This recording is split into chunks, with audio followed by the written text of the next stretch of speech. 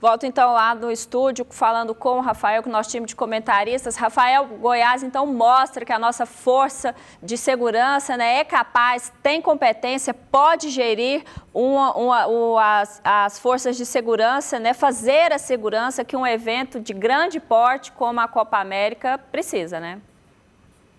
Sem dúvida, eu não tenho nenhuma dúvida a respeito desse assunto. Vamos saber dos nossos analistas, o Jean Lopes, que começou a falar a respeito dessa questão dos protocolos. Jean.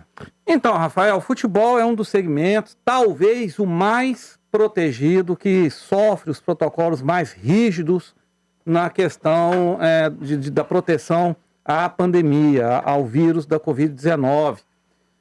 Veja bem, eu sou um cronista de origem, eu sou um cronista esportivo, trabalho já há alguns anos na área, e não se tem notícia de um único jogador de futebol em atividade que tenha falecido com o vírus. E até mesmo das comissões técnicas. É muito rígido, os jogadores são testados 2 vezes por semana, 48 horas antes de cada partida. Né, a imprensa, são pouquíssimas pessoas que entram, eles têm que manter distanciamento, ou seja, é um protocolo muito rígido, não há perigo. Eu quero lembrar que domingo passado, ou sábado, não me recordo bem, o Atlético Clube Goianiense jogou aqui com o São Paulo, aliás, deu uma coça no São Paulo. Agora no meio de semana, mesma coisa com o Corinthians, eliminou o Corinthians, mostrando o grande trabalho do Atlético no futebol brasileiro. Estamos tendo jogos aqui pelo Campeonato Brasileiro. Até recentemente o Atlético estava jogando contra times oriundos da Argentina, do Chile e do Paraguai, jogando pela Copa Sul-Americana.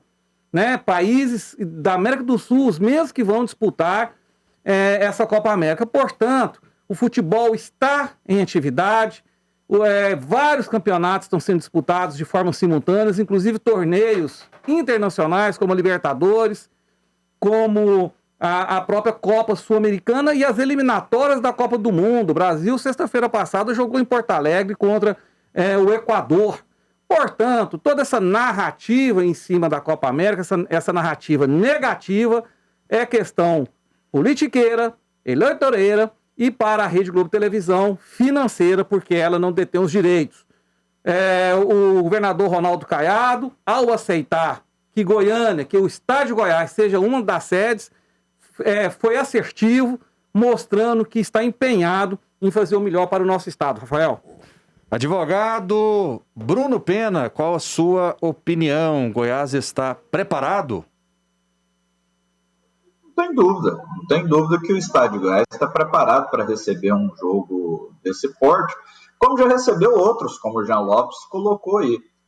Inclusive, eu até conferi aqui, dentre as comitivas que já foram vacinadas, está as do Paraguai e da Bolívia, que os times que vão jogar aqui já em Goiânia.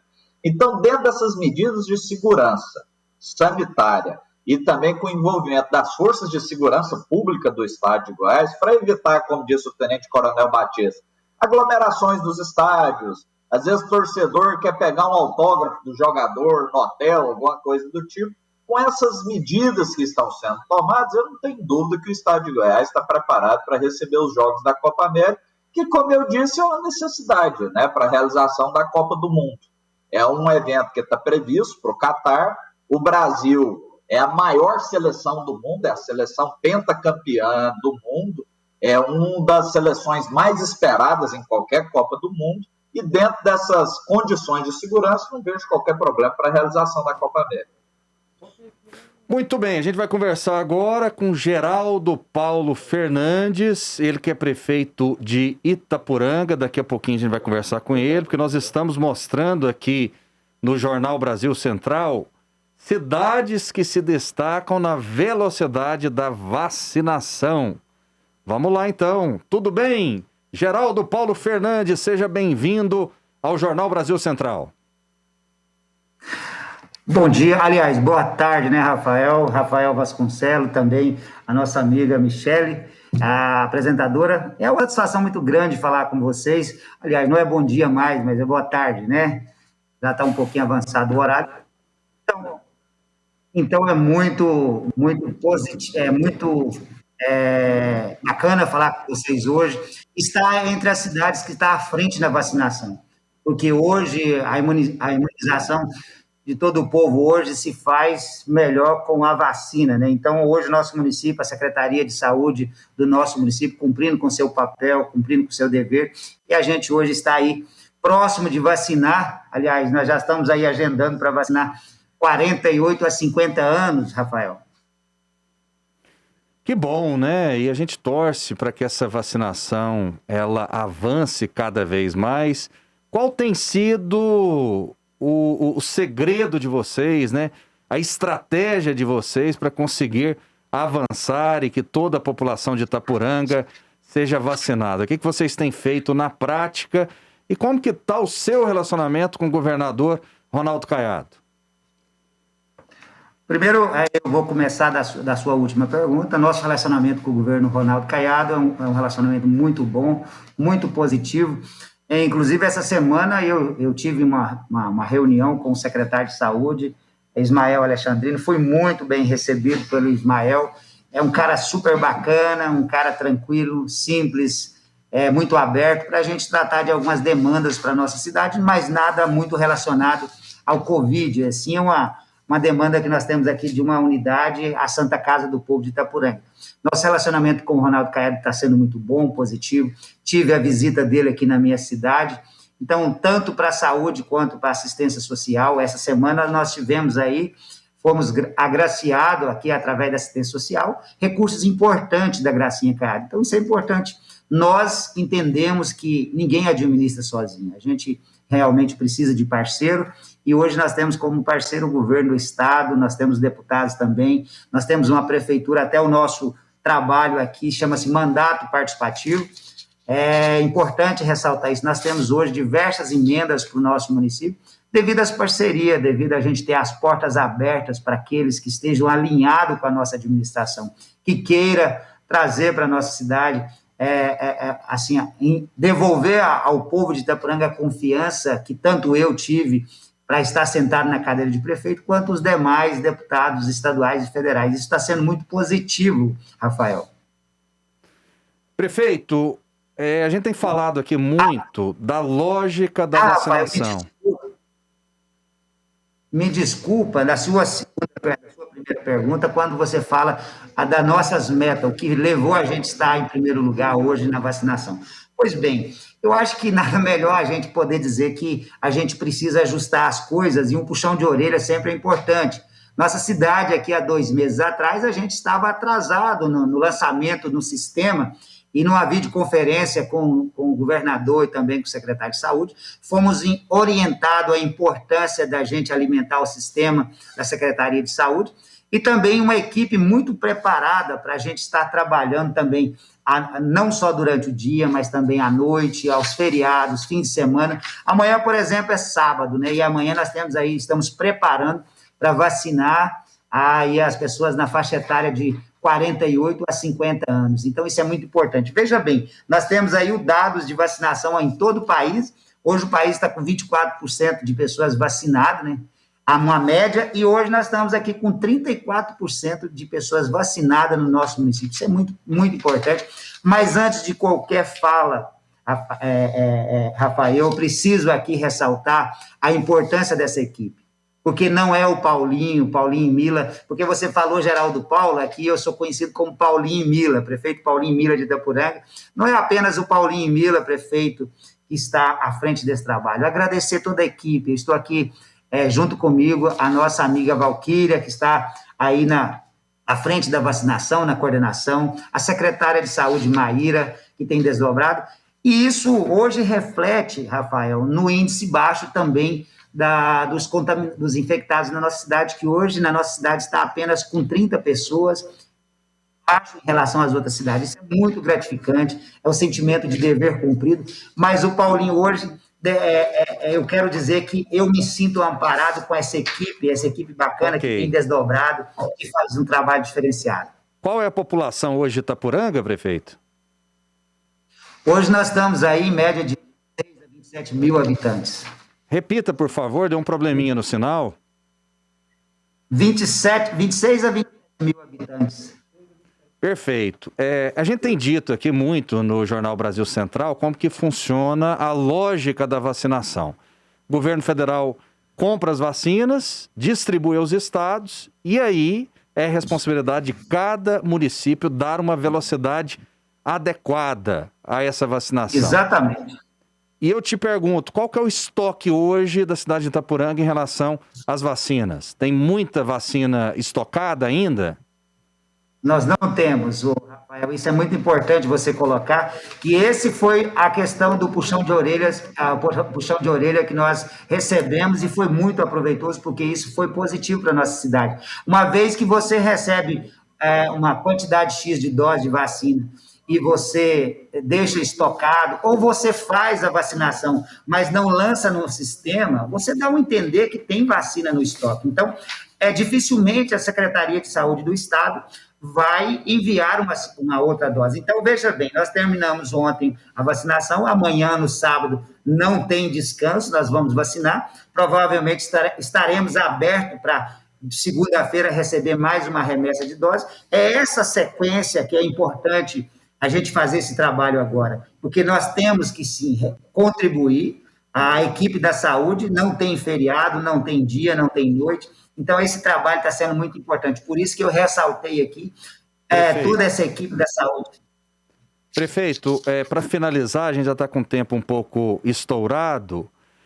O que eu imagino que esteja acontecendo, não apenas no estado de Goiás, e o senhor deu demonstrações de que talvez eu tenha razão. Hoje, a média nacional de vacinação, ela está em torno de 24% da população, isso falando Exatamente. de primeira dose. Mas se houver uma força-tarefa por parte dos prefeitos do Brasil inteiro, os números reais seriam outros, não seriam, prefeito?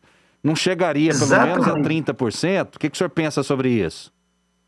Claro, eu não tenho dúvida da sua colocação, portanto, hoje Itaporanga está com 34%. E aí o índice das pessoas também que não tomou ainda a segunda dose é muito baixo. Talvez aqui a gente, Itaporanga, tem, em média, com a população de quase 30 mil habitantes, nós temos apenas 50 pessoas. Mas isso também a gente está monitorando com os agentes de saúde para fazer essa busca desses pacientes, que é um índice muito baixo ainda, mas nós precisamos fazer com que eles entendam a necessidade da segunda dose. E os agentes de saúde já estão entrando aí no trabalho de monitorar essas pessoas que ainda não procurou. Mas o dever de casa sendo feito para pelos municípios, pela Secretaria de Saúde, é que vai fazer com que essa vacina chegue mais rápido também a todo o povo do Brasil, assim como está chegando ao nosso município. Isso é muito importante, Rafael. Prefeito, aqui é Jean Lopes, uma boa tarde para o senhor. Aproveitando o gancho dessa última fala, fazer uma pergunta. Cada município, Itaporanga, por exemplo, recebe doses de vacina de acordo com a população, ou seja, é um critério usado para todos os municípios do Brasil? O senhor tem essa informação? Eu acredito que sim. A porção da vacina que chega no meu município não é diferente dos outros demais. É aquilo que o Rafael acabou de falar. É proporcional à população. Exatamente. Mas depende muito, depende muito da obrigação sendo cumprida, do dever cumprido pela gestão e também pela Secretaria de Saúde, que ela chega proporcional, mas à medida que você trabalha todos os dias na vacinação, você está sempre aberto a receber novas doses. Então, a gente é muito criterioso no sentido assim, nós fazemos um levantamento até para saber que aquela dose que chegou em Itaporanga é suficiente para vacinar aquela equipe de profissionais que foi determinado através do protocolo. Por exemplo, a educação do município, quando chegou as doses para vacinar os profissionais de saúde, da educação, os professores e todos os profissionais, a gente já sabia que aquela dosagem de vacina era suficiente para vacinar esses profissionais. Isso tudo precisa ser levantado, precisa ser monitorado, e a gente está fazendo isso com muita precisão, com muita responsabilidade. Prefeito, então é correto eu pensar que, pelo fato dos municípios receberem de forma proporcional as suas populações, o senhor acabou de afirmar que na sua cidade já foram vacinados 34% da população. Então é correto eu imaginar que se todos os prefeitos tivessem o bom trabalho no processo de vacinação, o Brasil estaria com 34% de sua população vacinada?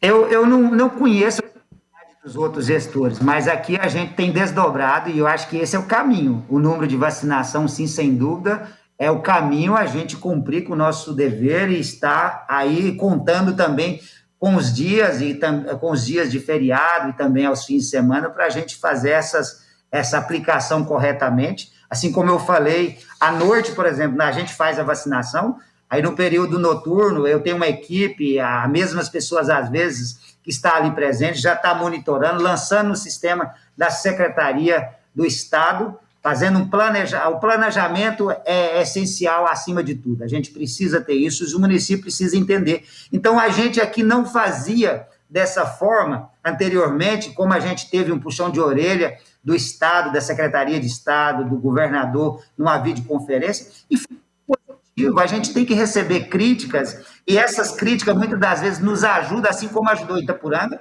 quando eu chamei a atenção e sentei com a Secretaria de Saúde do Estado e disse, olha, vamos fazer a nossa parte, vamos aqui fazer como o governador disse, vamos incluir aqui o nosso trabalho no sábado, no domingo, se for necessário, à noite, para a gente fazer o nosso trabalho, para que a gente possa adiantar a vacinação. Ok, Geraldo Paulo Fernandes, é o Paulinho Imola? É esse o apelido do senhor, né? Paulinho Imila. Imila, perfeito. Parabéns pelo trabalho. E o senhor que é do Partido dos Trabalhadores, né? Tirando essa politização de lado e falando da importância do governador Ronaldo Caiado e dizendo que se os prefeitos trabalharem bem, né? Dá para avançar muito aí na vacinação. Porque em outros municípios, ou os prefeitos não lançaram no sistema ou estão muito atrasados. Não é o caso de Itapuranga. Muito obrigado mais uma vez pela sua participação. Vou passar a bola agora para Eva Tauti, que traz mais um assunto para o nosso debate.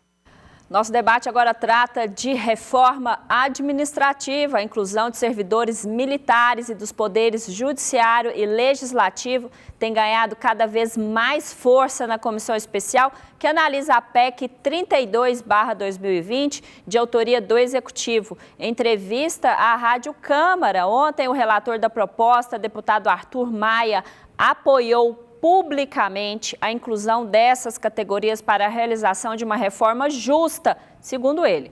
O relator acrescentou que a proposta da reforma é acabar com os privilégios e, sendo assim, não há sentido em deixar os demais poderes de fora das mudanças. Arthur Maia deu apoio à iniciativa do deputado Kim Kataguiri, que coleta assinaturas para incluir os demais poderes na reforma, também vetar férias acima de 30 dias para qualquer funcionário na estrutura do Estado. Então, é sobre isso que eu volto com você, né? A gente tanto fala sobre privilégios, a sociedade de um modo geral aí, que o trabalhador que tem só 30 dias de férias, 13º, enquanto o judiciário, o legislativo tem mais de 60 dias de férias ao ano, tem também vários auxílios. Qual que é a opinião de vocês aí? Estou fazendo o papel do Rafael, lançando a pergunta aí para os nossos comentaristas. Vale equiparar os poderes? Cada poder pode ter, né, a sua própria independência, já são independentes, pode ter os seus próprios privilégios. É com você, Rafael. Vou tocar de primeira para o Bruno Pena. Pode responder a pergunta da Eva Tauti aí, doutor Bruno Pena. Então, Rafael, eu acho que assim, uma reforma administrativa ela tem que passar pelos 3 poderes, eu não tenho dúvida. Agora, a Constituição Federal, ela determina uma independência e uma autonomia, mas também uma harmonia entre os poderes. Então, o caminho para determinar certos limites a determinadas prerrogativas é a alteração da Constituição. Um exemplo, se para você determinar algum tipo de função, privilégio ou prerrogativa, alguma coisa do tipo, uma determinada carreira, se ela for do judiciário, ela tem que ser de iniciativa exclusiva do Poder Judiciário. Se ela é do Poder Legislativo, tem que ser de iniciativa do Poder Legislativo. Agora, se você coloca na Constituição, por exemplo, que qualquer servidor público, seja agente político ou não, só pode ter no máximo 30 dias de férias em um ano, acabou. Mantém-se a autonomia dos poderes, a sua independência de cada poder, mas ao estabelecer o plano de carreira dentro de cada poder, vai ter que ser observado esse limite, como, por exemplo, de 30 dias de férias para todos os servidores. Então, sim, eu acho que é importante esse debate. Agora, tem que ter certo cuidado com alguns outros tipos de debate, como eu já vi acompanhando, como, por exemplo, o fim da estabilidade no serviço público, que eu acho que seria um retrocesso gigantesco ao Estado Democrático de Direito que existe hoje no Brasil. Eu acho que existem outras alternativas de controle mais eficientes que o fim da estabilidade. Jean Lopes, a sua opinião sobre a reforma administrativa é necessária, deve sair do papel? Rafael, a minha opinião sobre esse assunto é simples e direta. Essa reforma ela é para ontem, para antes de ontem, já deveria ter sido feita há muito tempo, e eu não vejo que ela tem que realmente tirar os privilégios de todos, né? Não é possível, por exemplo, que os deputados, vereadores, senadores tenham 2, 3 férias por ano, tenham licenças, tenham salários extras, um monte de ajuda, carro, ou seja, privilégios totais, né? Eles que são sustentados pelo povo brasileiro, que pagam seus salários, pagam seus privilégios, e esses privilégios têm que acabar. A mesma coisa no Poder Judiciário, Executivo, ou seja, os brasileiros todos que estão dentro dessa nação têm que ter os mesmos deveres, os mesmos direitos, sem diferença, né? Essa questão de estabilidade de emprego é um dos absurdos que acontece no Brasil, isso tem que acabar, né? Isso não pode existir mais, porque a gente sabe que isso acomoda quem trabalha, isso dá privilégio em relação a outros que se matam de trabalhar, e numa situação, por exemplo, de inflação alta, igual a gente teve a pandemia o ano passado, onde o Brasil todo parou, né? Ficou 3 meses parado. As pessoas, os trabalhadores que não têm estabilidade de emprego, ou perdiam o emprego ou não tinham como conseguir o sustento. E aqueles que têm a estabilidade de emprego simplesmente recebiam o salário final do mês dentro de suas casas, no maior conforto. Isso não pode existir mais, é um absurdo. Agora, a questão do Exército talvez seja a única exceção, porque o Exército é uma exceção. O Exército é uma forma diferente, porque tem patentes, né? Um general, por exemplo, tem que começar lá com 18 anos a servir o Exército e vai chegar a ser um general depois de 40 anos, talvez, de trabalho. Então, é a única exceção que talvez tenha que ser olhada com carinho, mas sem privilégio também. Sem privilégio também, Rafael. Vamos trazer, Eva Taut, mais um tema para o nosso debate. Lembrando que a Eva Taut vai fazer uma pergunta fora da caixinha para o Jean Lopes, mais para o final do debate. Aguardem. A pergunta que ela está aguardando é boa demais, Eva Taut. Já estou aqui me preparando, porque o Jean Lopes falou que ele nunca tinha respondido uma pergunta tão difícil quanto a que eu fiz para ele no início do nosso debate. Jean Lopes tem uma última, uma saideira, se prepare. Bom, eu vou tratar de um tema polêmico também, porque o presidente Jair Bolsonaro afirmou ontem, durante o evento no Palácio do Planalto, que pediu ao ministro da Saúde, Marcelo Queiroga, um parecer para desobrigar o uso de máscaras por quem estiver vacinado contra a Covid ou por quem já tiver contraído a doença. O ministro confirmou ter recebido, sim, esse pedido do presidente, esse estudo, né, esse pedido de estudo sobre as máscaras. Para especialistas da Sociedade Brasileira de Infectologia e da Rede de Análise Covid-19, esta medida seria uma temeridade neste momento crítico da pandemia de Covid no Brasil. Eles defendem que, mesmo após vacinadas, as pessoas precisam usar máscara e evitar aglomerações. Então eu passo diretamente essa bola para vocês aí no estúdio da Rádio Brasil Central. Com máscara ou sem máscara, com vacina ou depois da doença, qual que é a opinião de vocês? Tudo depende, né? E eu vou passar para os nossos analistas. Você está sem máscara, porque o estúdio é amplo, é um estúdio grande. Eu estou com máscara, porque a gente está tomando providências aqui para a gente ficar sem máscara. Já colocamos placas de acrílico e daqui uns dias eu vou estar sem máscara. A verdade é que todo mundo quer tirar esse mal necessário hoje, né? Esse mal necessário. Essa é a grande realidade. Vamos saber o que o Bruno Pena, vou começar com ele, achou da declaração do presidente Jair Bolsonaro, que já estuda que a população... Tire a máscara, doutor Bruno Pena. Primeiro, assim, eu acho de um absurdo sem tamanho. Primeira coisa que eu pergunto é qual a razão, o motivo e o objetivo de tirar a máscara quando no país até agora só 24% da população foi vacinada. Segundo ponto, como é que a gente vai saber quem já foi vacinado ou quem não foi vacinado? Terceiro ponto, pelo que eu vi pela imprensa, não é só quem já foi vacinado. É quem já foi vacinado ou quem já contraiu o vírus, que é outra temeridade.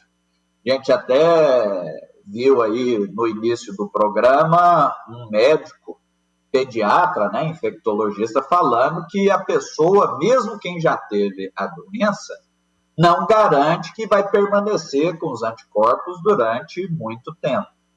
E, por fim, existem vários estudos demonstrando que a vacina ela reduz drasticamente, em quase 100%, a possibilidade de desenvolver a doença infecciosa causada pelo coronavírus. Mas ainda não tem estudos conclusivos que ela impede totalmente a pessoa de transmitir o vírus. Porque quando você toma a vacina, você pode até contrair o vírus, e os anticorpos vão reagir contra aquele vírus. E a pessoa pode acabar, durante esse processo, transmitindo o vírus para outras pessoas. Então, nesse momento de incerteza, nesse momento de insegurança, eu acho que o presidente da República tinha que estar mais focado em acelerar, como está fazendo o governador Caiado, em contato com os prefeitos e tudo mais, o processo de imunização do país. Para se ter uma ideia, o Brasil é o país com o maior número de mortes por milhão de habitantes do mundo. O Brasil é o país que mais se morre por coronavírus no mundo. Está na frente de países como Estados Unidos, México, Índia e outros países, na frente da China. Na frente da China. Doutor Bruno Pena. Então, o número por milhão, o Brasil é o primeiro? Proporcional? Por milhão, tá aqui matéria do G1. Por milhão. Não, em números tá aqui absolutos. Matéria do G1. Em números absolutos, por sim. Milhão. Números absolutos também não, porque os Estados Unidos aqui, superam o Brasil. O Brasil deve ser, a gente vou estuda... te dar os dados aqui, ó. A gente estuda esse assunto frequentemente. Talvez é um recorte... Pode entrar na internet aí, ó. Doutor Bruno Pena, talvez seja um recorte dos últimos dias ou de 2 meses atrás. Mas desde o início da pandemia, jamais. O Brasil deve ser o 10º. O Brasil é o 8º colocado. Pera, deixa eu te dar o dado aqui, ó. Não, deixa eu te dar o dado aqui, de 6 de maio. Fonte, Our World in Data. É um organismo ligado à Universidade de Oxford. 6 de maio. Mas nós já estamos em... Hoje é 11 de junho. Hoje é junho, doutor. Então apresenta os dados. Tem dado mais recente? Tem, eu estou com ele aqui, ó. Vamos lá então, Jean. Só para a gente esclarecer isso aí. Vamos lá, qual que é?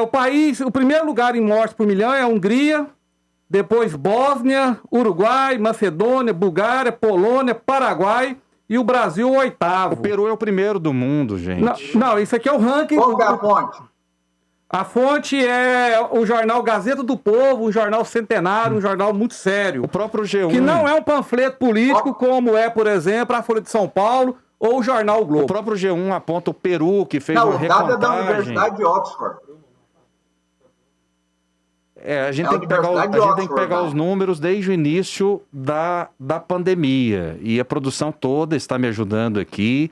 E a gente estuda esse assunto frequentemente. Então... O Brasil, e tá ruim, viu, doutor Bruno? Sem dúvida alguma, o Brasil é o 10º. Olha, a formação, eu quero dizer o seguinte, o G1, que é um portal que pertence ao Grupo Globo, ao meu ver, é uma opinião minha, e eu tenho direito de dar opinião, não é uma fonte confiável. Porque eles agem politicamente. A Universidade de Oxford? Aí tem que ver os critérios, né, doutor Bruno? Aí eu não li a matéria, porque realmente, assim, o meu tempo é muito valioso para ler qualquer matéria do G1. Gente, é 1 milhão de habitantes, morreu, faz a Mas eu acabei de pegar o ranking aqui atualizado, o Brasil está em 8º lugar. Né? O Brasil que é o 4º em vacinação no planeta. Que é uma colocação ruim, né? É ruim a colocação. É ruim, mas a gente tem que ver as condições do país. O Brasil é um país continental. O Brasil tem diferenças de lugares onde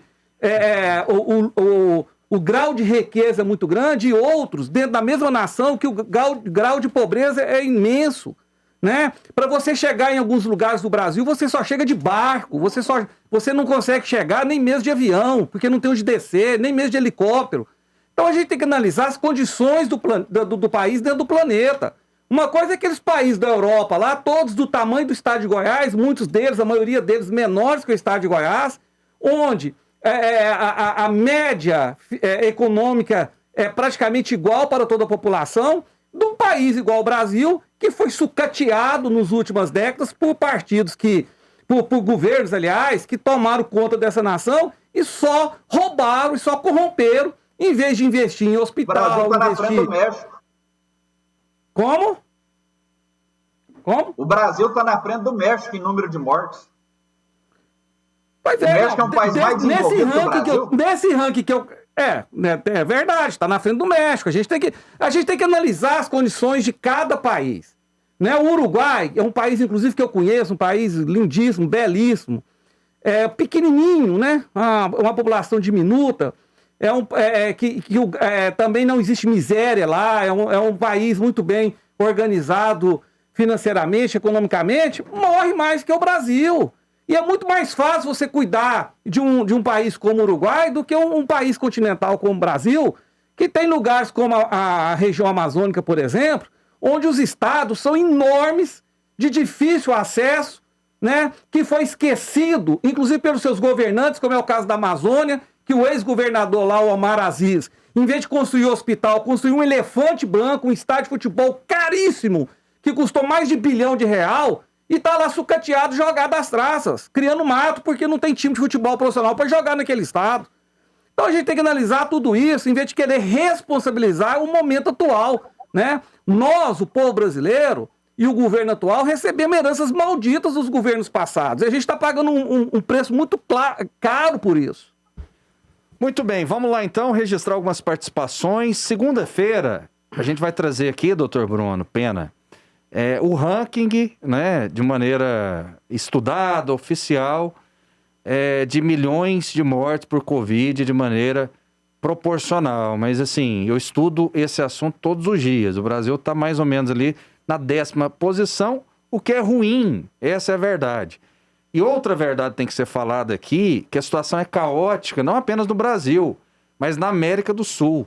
O Peru, e aí é uma reportagem do G1 também, com a recontagem, é disparado o país do mundo com maior mortes por milhão desde o início da pandemia. O Uruguai, nesse momento, nos últimos 14 dias, vive uma situação muito pior do que a brasileira. A Argentina vive uma situação pior. A Colômbia vive uma situação pior, né? Eu faço longos estudos a respeito desse assunto. Na América do Sul, a situação é caótica. Não é no Brasil. Na América do Sul, eu estou englobando, né? Países são governados por presidente de direita e presidente de esquerda também. A situação, ela é triste. A grande realidade é essa. 3201-7720, vamos registrar algumas participações. Pois é, vamos movimentar isso, vamos unir o povo brasileiro a acabar de vez com esses privilégios. É um absurdo mesmo. Só assim teremos um país melhor a respeito da reforma administrativa. O Telomenti, deixa sempre seu nome aí, por gentileza, fica mais fácil. Isso, Jean, não dá folga para os seus opositores. Sou seu fã. O Rezende, manda um abraço pro Rezende aí, Jean. Muito obrigado, Rezende, pelo carinho. Um grande abraço para você. Boa tarde, Jean. Meu nome é Flávia, tenho 38 anos, estou com um tio, né, no hospital há 20 dias com AVC, aguardando cirurgia no fêmur. Vou mandar essa solicitação para a produção, para a gente ver de que maneira, né, que chega essa informação aos responsáveis. Muito obrigado. Bolsonaro, o pior presidente que o país já teve. Não é hora de tirar máscara, é hora de vacinação em massa. Opinião do Índio. Muito obrigado, Índio, pela sua participação. Muita gente aqui participando conosco.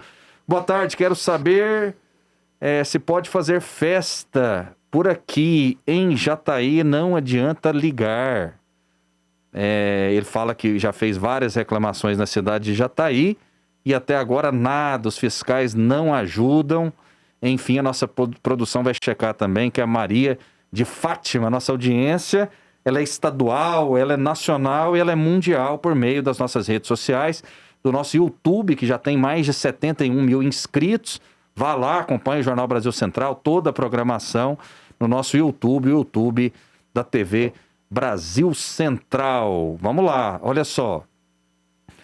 Esse senhor leu a proposta da reforma, continental para justificar a pandemia. Raivoso com os servidores, não é jornalismo sério contestar a Oxford e citar a Gazeta. Tá te questionando aqui, Jean, o nosso telespectador, ouvinte e internauta. A Oxford, segundo o Dr. Bruno Pena, é um dado do início de maio. Hoje são 11 de junho, tem mais de um mês. Então eu estou citando apenas um número real. E vou te dizer uma coisa, a gente tem que respeitar, por exemplo, instituições sérias, como a Gazeta do Povo, que é um jornal centenário, né, sério, e que não é um panfleto político como, por exemplo, é a Folha de São Paulo ou o Jornal o Globo. Então eu prefiro acreditar e respeitar a imprensa séria do que a imprensa panfletária. Okay. Cláudio Albuquerque, aqui a gente lê todas as opiniões. Boa tarde, estamos ligados ao TBC, aqui em Jaborandi, na Bahia. Muito obrigado, família Albuquerque, parabéns pelo jornalismo, impressionante a nossa audiência. Eu não vou conseguir responder todo mundo, porque agora tem a pergunta. Um abraço para o Walter Melo, obrigado pela participação. Ele parabeniza o nosso programa. Enfim, tanta gente aqui participando conosco, a gente fica muito feliz. O pastor Márcio, muito obrigado. Hoje o melhor jornal de debate do Brasil, sem dúvida, é da TBC. Muito obrigado. Parabéns, Rafael. Parabéns ao Jean. Muito bem, deixa eu ver o nome aqui, o Helder, muito obrigado pela sua participação.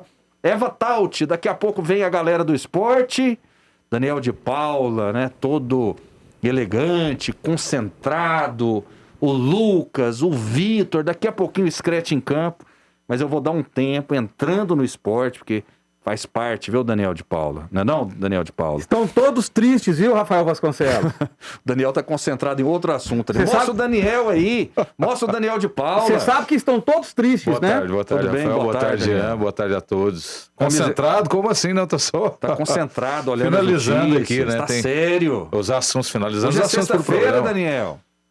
Depois do programa, a gente começa nessa resenha, né? Com o programa, a gente... leva na seriedade.